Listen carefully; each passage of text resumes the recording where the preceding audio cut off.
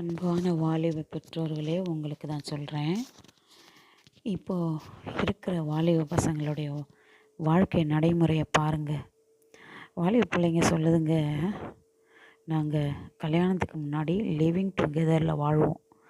வாழ்ந்துட்டு அந்த வாழ்க்கை பிடிச்சதுன்னா நாங்கள் கல்யாணம் பண்ணிப்போம், இல்லைன்னா பிரிஞ்சிருவோம்.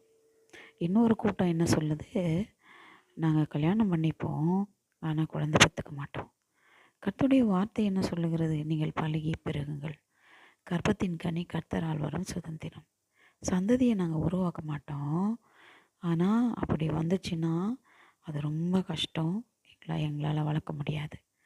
அதனால் இந்த வாழ்க்கை எங்களுக்கு ரொம்ப சந்தோஷமாக இருக்குது. இஷ்டம் போல் வெளியே சுற்றுவோம், இஷ்டம் போல் வீட்டுக்கு வருவோம், தூங்குவோம், ஜாலியாக இருப்போம் அப்படின்னு சொல்கிறாங்க. இன்னொரு பக்கம் என்ன செய்கிறாங்க, நானாக பிறந்திருக்கிறேன், நான் பெண்ணாக மாறிக்க போகிறேன், நான் பெண்ணாக பிறந்திருக்கிறேன் ஆனால் மறைக்க போகிறேன், இப்படி ஒரு கூட்டம். இதெல்லாம் யார் சொன்னது? இதெல்லாம் எங்கேருந்து வந்தது?